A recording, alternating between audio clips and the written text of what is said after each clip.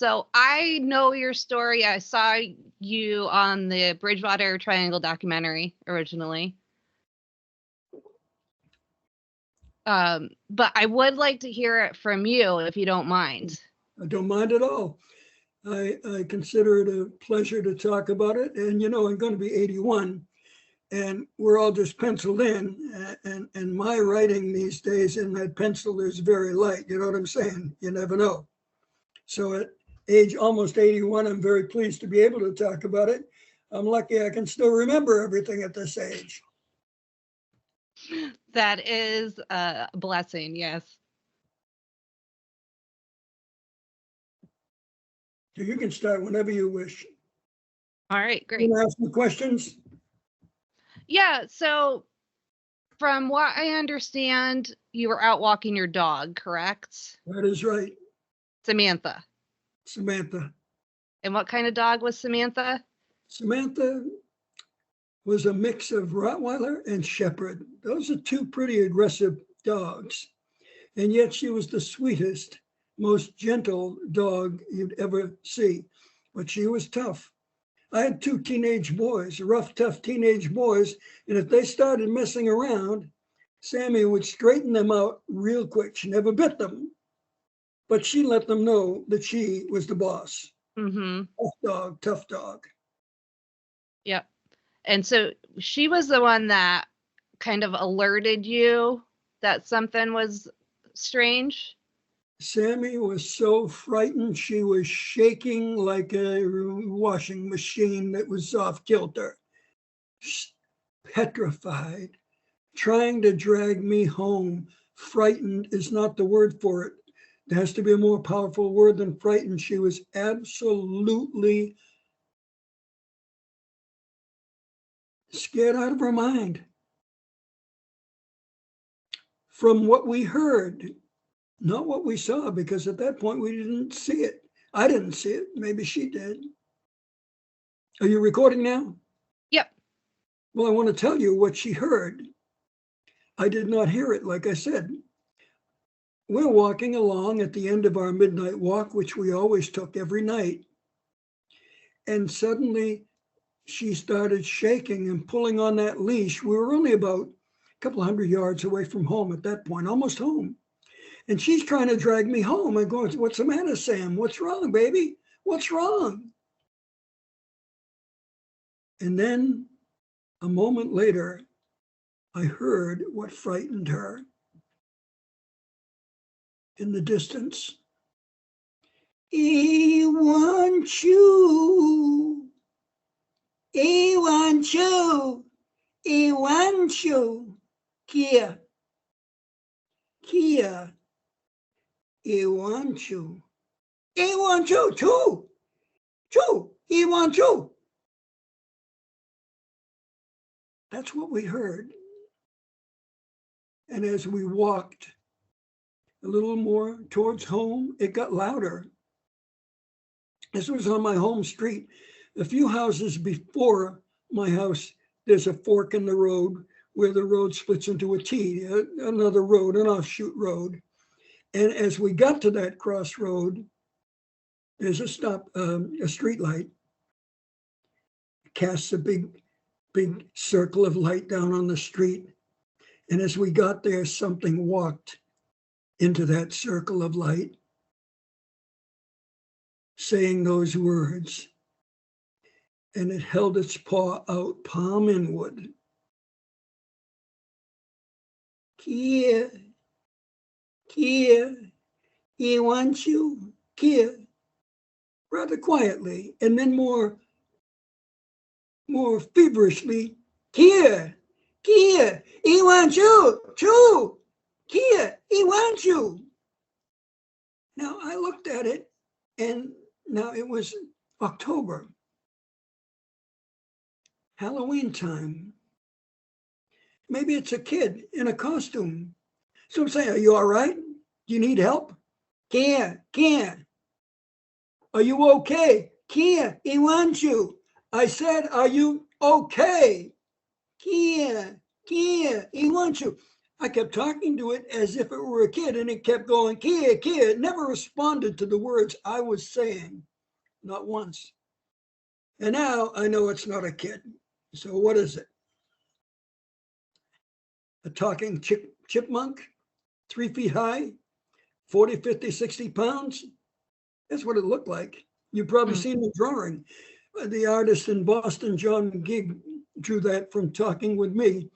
And we went through a couple of iterations before he came out with that one. He'd send me one, say, no, John, it didn't look like that.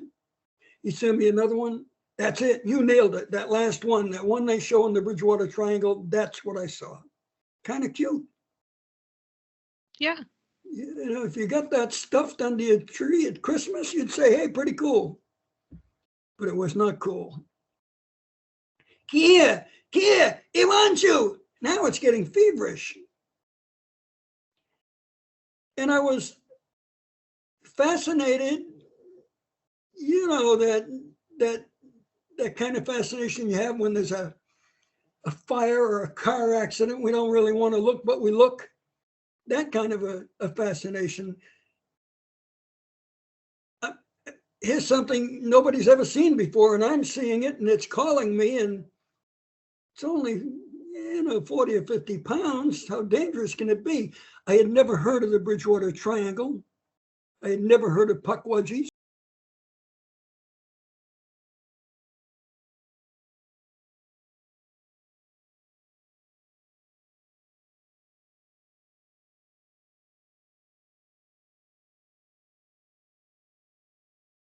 Pup. Well, I had to go along with Sam. We walked away.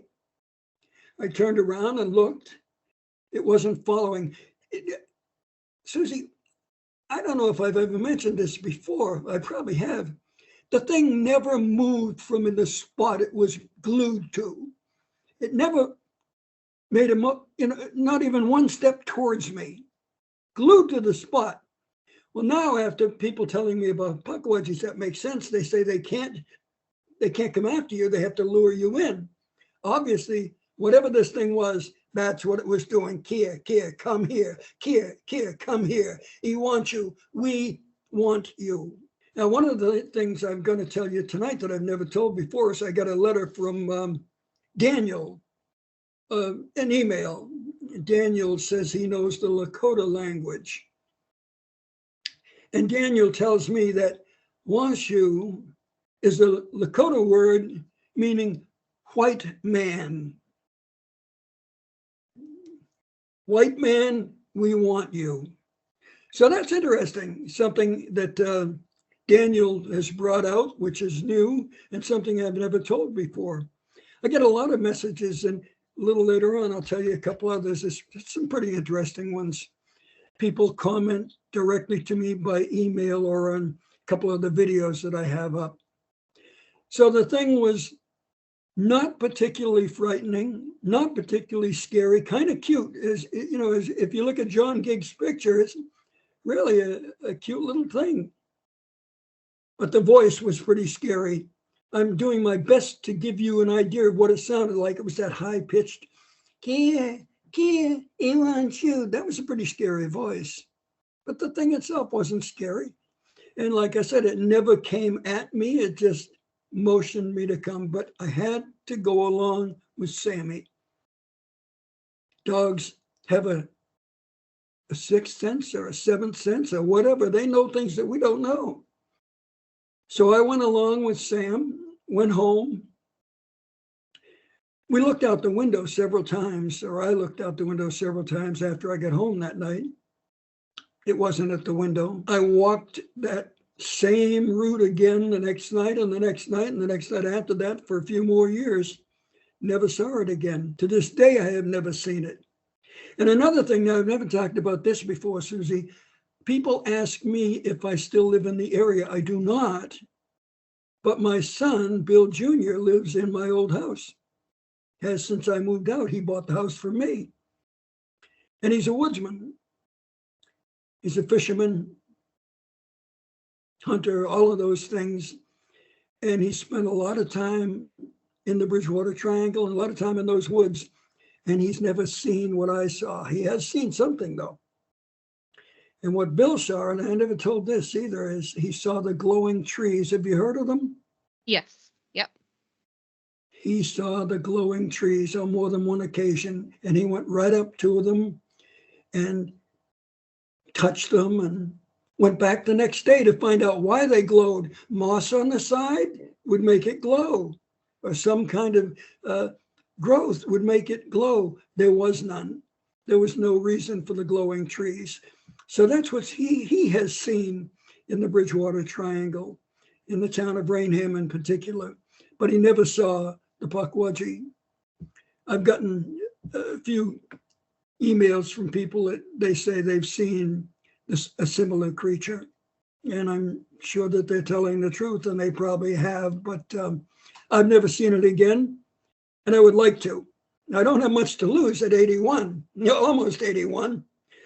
What's the worst that can happen? I lose a few years. But I'm not very brave, and you know what? I might not approach it. If I did see it again, might be the same thing. I might say, bye. Have you ever seen anything else strange, or is that your only encounter with something odd like that? No, I have never, ever seen anything strange in the Bridgewater Triangle or in the beaches in Florida or wherever I've been. That's a one and only paranormal experience. What was going through your head originally? I think I would have maybe questioned my sanity for a while, or maybe driven myself crazy trying to figure out what it was. I think is probably how it would have gone down for me. So what was it like for you? Well, in the beginning, Susie, as I mentioned, it's Halloween time. It could have been a kid in a costume, but here's why it wasn't and really couldn't be. The town of Rainham was a little tiny town, still is small, but back in 1993, when I saw this creature, it was 5,000 people. It's a bedroom town. Everybody goes to bed at 11 o'clock, up at 7, they go to work. In the 5 or 6 years that I walked this route, I never once saw a light on at night. Nobody was up at night because my walk was always well past midnight. Everybody was sound asleep. So I never saw a light. I never even saw another car on the street. In fact, the town was so small back then, they didn't have a police department. At midnight, the last Rainham cop went home and he called in to Taunton, the city next door, and said, okay, I'm going off. You guys got it. And Taunton would answer any calls that came in. And generally there were none. Back in the 90s and before, the newspapers ran a police blotter every day in the newspaper. And they'd list the towns and all of the calls that came into the police department. And there'd be 20 or 30 for the city of Taunton, and there'd be a few other calls for the other towns. Bridgewater got a few calls. There'd be no calls on the Rainham blotter, no calls, because nobody was up. So the chances of it being a kid trying on a Halloween costume at midnight, nil, no chance. But still, that's where my mind went when I saw it. It's a kid in a costume. But when it refused to answer me and just kept going, kid, then I knew it was not a kid. Yep, I had sure. no idea what it was because I had never heard of puckwudgies. How did you find out about puckwudgies eventually? I did not find out about them until the movie producers, Aaron Cadieux and Manny Familari, called me up and said, we're doing a movie about the Bridgewater Triangle. Well, that's nice, Aaron. What's the Bridgewater Triangle? I lived in that town for, I don't know, a dozen years. I never heard of the Bridgewater Triangle. In fact, I don't think I'm alone. Before the movie came out, I don't think a lot of people knew about the Bridgewater Triangle. I guess Lauren Coleman did. He apparently coined the term, but he was a paranormal researcher. That was how he makes his living. The average person in the town of Rainham, or Rainham, you can say it either way. The average person in town, I'm sure they didn't know about the Bridgewater Triangle. I don't think in Bridgewater they knew about the Bridgewater Triangle. Nobody knew about it.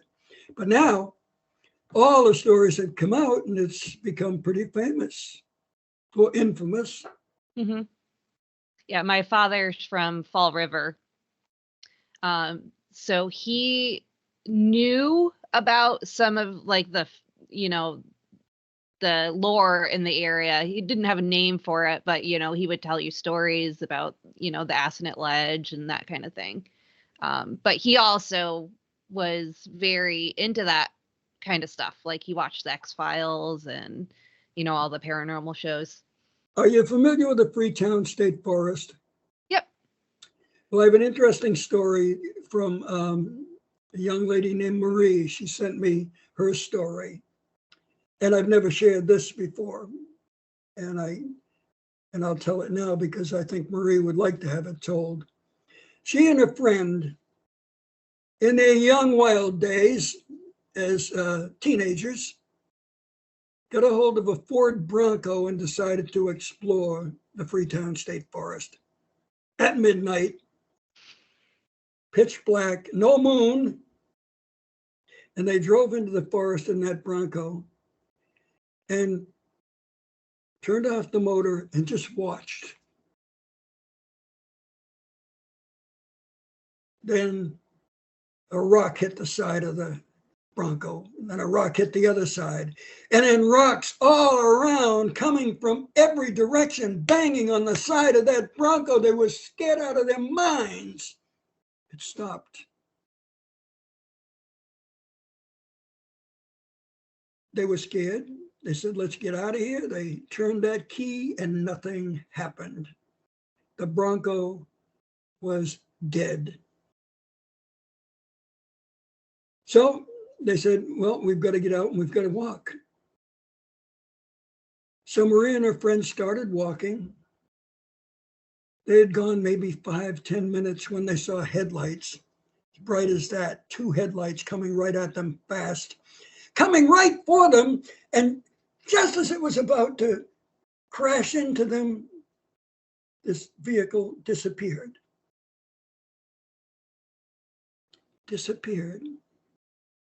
Now they're scared out of their minds with fear and lost. They took off all their clothes, put them on a stick and burned them, and used the 2 torches to get out of the forest, where they were picked up by a trucker and brought home safe and sound. So that was an interesting little story that Marie shared with us that has never been told before. I believe it's never been told before, but she told it to me by email, and I thought I'd pass it along to give you something new that I haven't told before. Thank you for that. And that's terrifying because you can't see what it is that's doing it.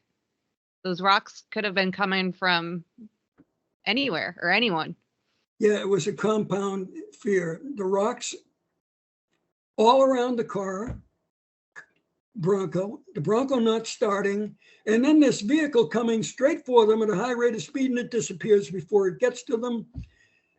And then I laughed when she said, well, we took off all our clothes and we put them on stick and we lit it on fire and used it as torches to get out of the forest. I've never been in the Freetown Forest, so I don't know it, but I can imagine that it would be pretty scary on a dark night with no moon. And I guess that it makes sense. You do what you have to do, and I guess that speaks to how badly they wanted to find their way out of there too. It does. Yeah, Yep. absolutely does. Yeah, and the vehicles not starting seems to be a common factor in some of these, you know, weird occurrences. Mm-hmm. So does anyone else from town or in your family have any experiences with the Bridgewater Triangle or? None of us are paranormal fans. I've never looked for UFOs. Nobody in my family that I know of is a fan of the paranormal. We don't watch the shows. We don't read the books. We don't look for things. And I think that's the people who see them are the people who don't look for them. All these guys who go out on ghost hunts, I don't think they see much. And I think the only way to see it is you're just walking along and not expecting it, and you see it. that's what I've noticed from sightings or encounters that have been reported. People didn't even know what they were until afterwards, and they were So, just kind of caught off guard. I've never heard of anyone going out and looking for one and finding it. exactly. Yep. Including myself. Unfortunately, I've never seen anything strange ever. Well, go to Bridgewater, go to the Nip.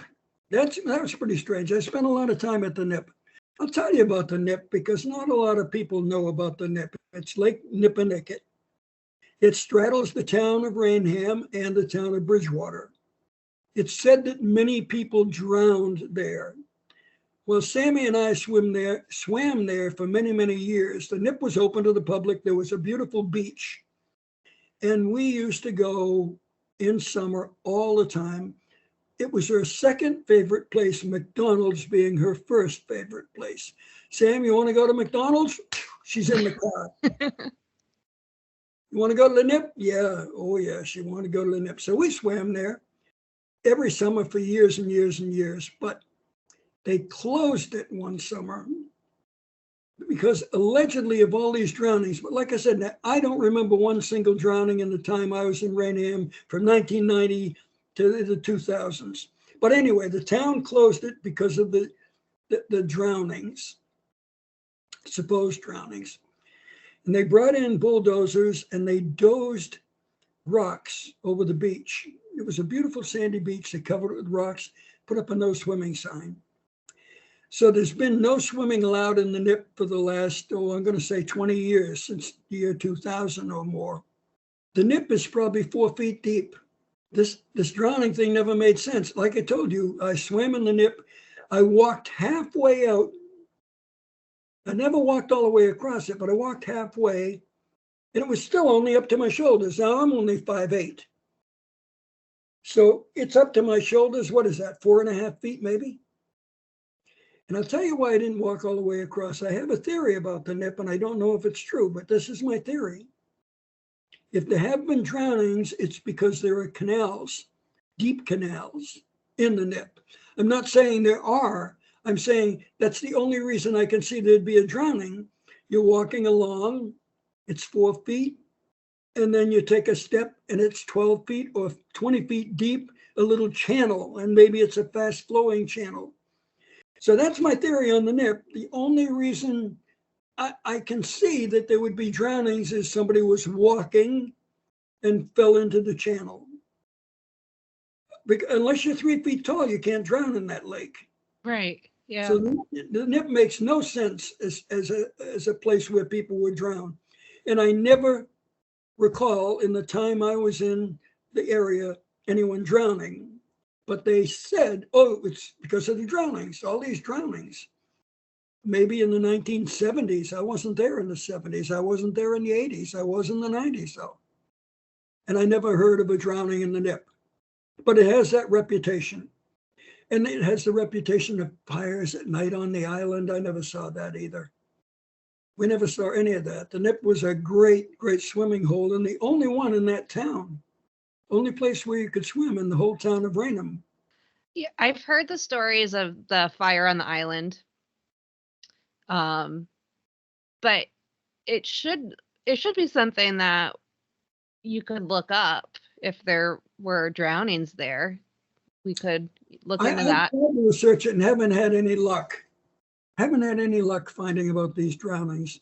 From personal experience, as I told you, as far as I know, and I think I would have known, there were no drownings during the 90s or the 2000s. So I don't know when these drownings occurred. And I don't know why the select board decided to close it. It was a wonderful swimming area, but obviously somebody made the decision, the select board apparently made the decision, oh, this is a dangerous place, we're going to close it up. It was not a dangerous place. Wonderful place. I went back 2 summers ago, I think. And it's a shame. I went on a beautiful sunny summer day, and there was one lady sitting on a bench reading a book. and there were 2 cars in the parking lot. Now, 20 years ago, that parking lot would have been filled and there would have been kids in the water. And there was a guy 20 years ago who he was an entrepreneur. He drove into the Nip with a big case full of sodas. And he put that case down and he put a little cup out and you'd take a soda and put in $1. It was the honor system. And he did very well. And you know what? The guy's still there. 2 summers ago when I went, the guy's still there. He's still got the case full of sodas. He's still got the donation cup, but there's nobody there anymore. The day I went, one woman sitting on a bench reading a book and me, and I bought a soda. It was just so sad. I remember how wonderful that place was. Absolutely wonderful. Sammy loved it. Her second favorite place next to McDonald's, as I mentioned. I got to tell you how she used to eat her hamburgers. I'd say, Sam, you want to go to McDonald's?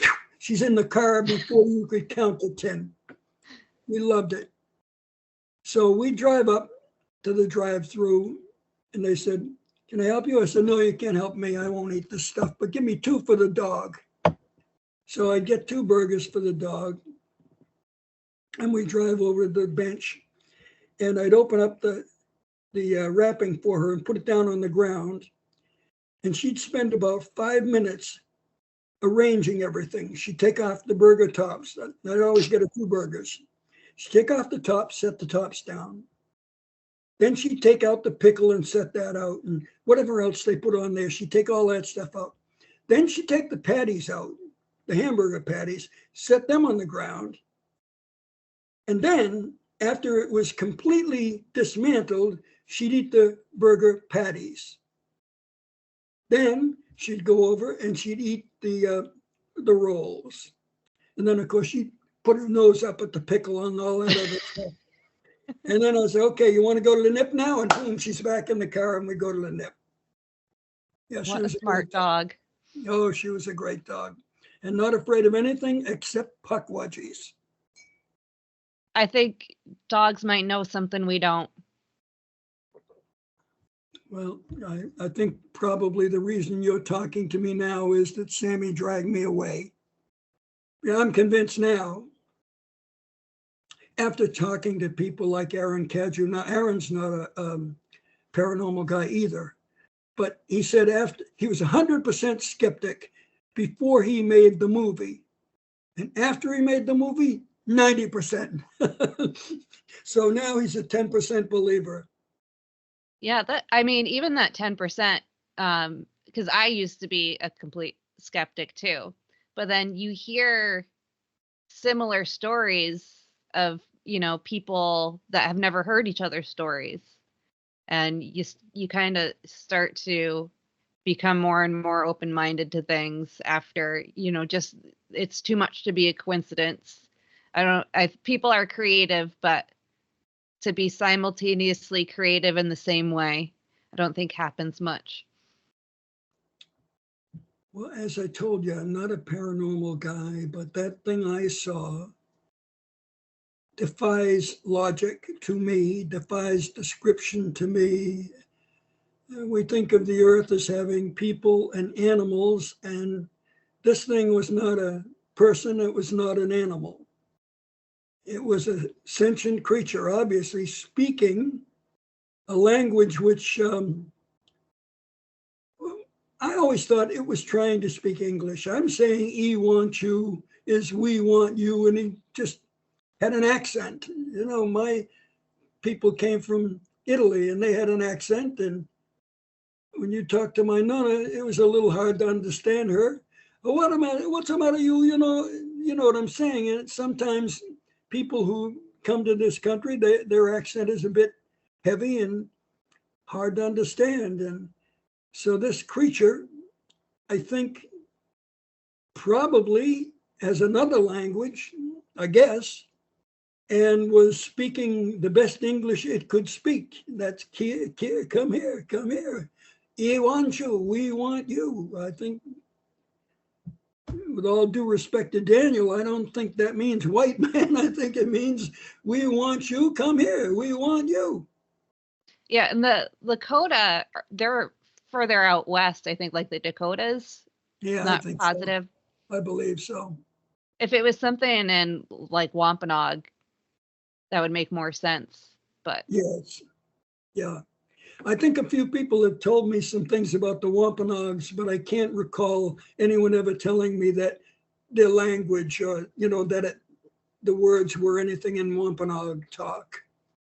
yeah, it would be interesting if it was, but I'm sure somebody would have brought it up by now. Because I mean, there's It would have still come out. Wampanoag people around. Absolutely. It would have come out by now. Yeah. How far away from the creature were you, if you had to estimate? Now, picture just a typical small town street with no sidewalks. Well, actually, sidewalk on one side. So I'm on the edge of the road on one half, and the creature was on the sidewalk on the other side of the road. So what is that, 25 feet, maybe? The width of two cars and a little more. Yeah. So pretty close. I mean, you said you thought it was a child at first, so it was like a physical being that was, flesh and blood right there, right? Absolutely flesh and blood, no question about it. Solid looking, shaggy, somewhat shaggy. I said my original recounting of the story was I said it was shaggy with 1 inch, 2 inch hair, maybe fur, whatever you call that. Hair, fur, I don't know the proper term. I guess fur is probably the right term. Had a pot belly. I always thought it was middle age or old age. I didn't think it was young.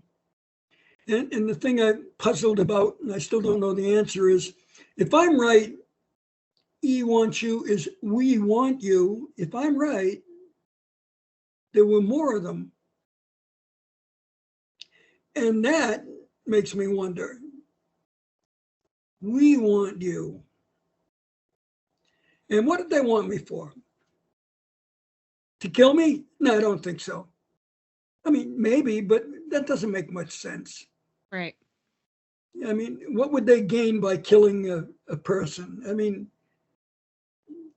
unless you believe in that curse, but I'm not a Native American. If there was a Native American war with them, I don't have a bow and arrow or anything like that. I don't think they'd be trying to revenge on me. Right. That wouldn't get any point across. Right. Yeah. And I have heard other stories of, and not like firsthand or anything, but there's lore about seeing just one and they try to lure you to where there is a group of other ones. That is, a common thread in sightings. Well, that's what they tell me. The stories of these pukwudgies are they want to lure you in so that they can harm you, do harm to you. I don't know. Do we have any accounts of that? I don't think we do. Nope. No, nobody lived to tell about it, maybe, but I don't think there's too many missing persons and pukwudgies with the police looking for a pukwudgie perpetrator of the crime. I don't think so. No, all of the sightings I've heard have, like, people have been scared because you're seeing something strange. They're caught off guard. But I've never heard of them being aggressive or attacking or anything like that. And people ask me, why me? There's a very, very easy answer to the question why I saw it. I was the only person on the street after midnight. And I was on the street 5 nights a week after work and 2 nights when I wasn't working. 7 nights a week, Sam and I did our midnight walk. And not for 1 year, 2 years, 3 years, it was over 5 years. Every single night. And we walked through the high tees. We haven't talked about the high tees yet. My house is right on the high tees. My backyard literally empties into the tees. Back in the 1990s, the electric company did not trim aggressively like it does today. Today, they go in there and they just chop everything down because they found, pardon me, that during a storm, when you have a lot of growth, there's a much greater chance of wires coming down. So they go in and they just really chop down about everything they can. So the tees, I've put up pictures of what it used to look like. It was overgrown. It was a canopy. And I think it went all the way from Providence to Boston. This canopy stretching 40, 50 miles. And it was a highway then for creatures, deer, maybe moose, small animals, badgers, muskrats, woodchucks, chipmunks, whatever. They could go safely without being on the street, without being hit by cars, without encountering people. They could travel all the way from Providence to Boston, back and forth in the high tees. Can't do it now because it's all been chopped down. So if there is a creature, back in the 1990s, it could easily walk anywhere from Boston to Providence. And this particular one just happened to take a left turn onto my street from the high tees. But that's where it came from, undoubtedly. But now, as I said, that's all been chopped down. So the chances of anyone seeing one now are probably pretty slim. Progress. Yes. Yep. You had a creature highway in your backyard, essentially. Exactly. Exactly. And the town's gotten bigger. There are probably people there right now who stay up till midnight, maybe even 1 o'clock in the morning. There might even be people walking on the street after midnight. Don't know that for sure, but there could be. Yeah, it sounds like the town I grew up in, population was about 7,000, but it was big area-wise. I'm from Connecticut, by the way, so not too far. But we had literally one stoplight in town, and nothing was open past 8. The one gas station closed at 8. Yeah. It was just like Rainham was back in the day. Yeah. Now people work from home. People could be up at 3 o'clock in the morning doing their work. And that's fine with their boss. They don't care as long as the work gets done. You're working from home. Do it anytime you want. So I'm sure that things have changed. I think even the police department has a midnight shift now. I'm pretty sure they do. Good for them. Hopefully it's not because they need it. Pretty quiet town. It's a pretty quiet town still. Yeah, it's a nice area. It's a beautiful area. Yep. So you lived there like, what, 20 years or so in that area? 10, 12 years, and my son has lived there ever since I left. So we've had that house now in the family for probably close to 30 years. Better than 30 years. Yeah. And where were you from originally? Originally from the North Shore, a city called Beverly. Oh, okay. Yep. It's near Salem, next town from Salem, the witch city. Yep. So you like to live right near the creepy spots. Absolutely.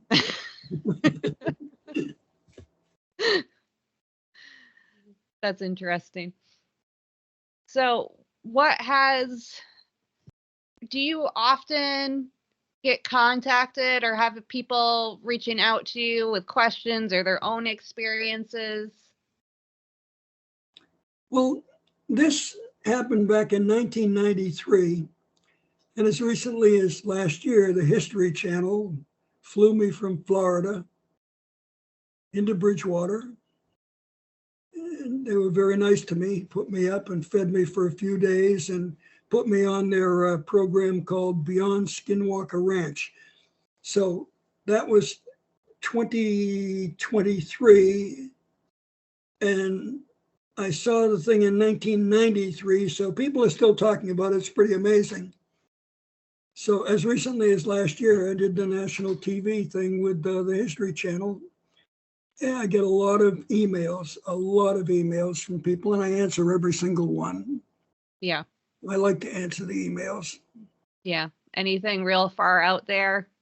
No, I just told you my favorite one is Marie and her buddy tearing off all their clothes, putting them on sticks and lighting them on fire and running out of the woods. That's my favorite story. I hope it was at least warm. I don't know. But I don't know how many emails I've gotten, but a lot. And a lot of people have stories to share, things they've seen, and I believe them. I believe everyone. I don't think they're making up stories. There are strange things out there. Not everyone gets to see them, but there are many, many strange things out there for sure. Yep. And I don't see much reason for people to make things up. No, I don't think there's. I think there's almost none of that in the paranormal industry. It's not glamorous enough for people to make up stories. You're not going to be a YouTube star just because you saw a pukwudgie or a glowing tree. So it doesn't attract the lunatic fringe. Yeah. There are some people on YouTube going out into the Bridgewater Triangle looking for pukwudgies. Oh, really? I haven't noticed. Well, I hope they find one. I haven't seen anything convincing yet. You see a lot of blurry things in bushes that they think are pukwudgies, but we'll see. I haven't been convinced yet. If they see one, they're going to know if it's like the one I saw, because it's going to talk to them. And it's going to come right up to them and say, come here, come here. We want you. We want you. They're not shy. Mm-mm. Have you seen the video of the woman that thought she was possessed by a pukwudgie? I believe her name was Maureen. No, I haven't seen that. I'll send it to you. See what you think of it. Possessed by a pukwudgie. Yep. No, that's a new one on me. Yeah, I'd love to get your take on that one. Yeah. I'll watch it. All right. I'll get that over to you. Okay. All right. I have held you up now for almost an hour. Well, it's been fun. It has been fun. Thank you so much for talking to me. You're very welcome, Susie. Yeah. If you ever have people that, want to get their story out or want just somebody to talk to about things, send them my way. And if they don't know what they saw too, I like to help people try to figure things out. Send me the link and I'll send them to you. All right. I'll get you a link and I'll get you that video to take a look at too. That'll be good. All right, Bill. Thank you again. Thank you so much for talking to me. And well, thanks for having me. You're very welcome. Have a good night. Thank you. You too. Bye-bye. Bye.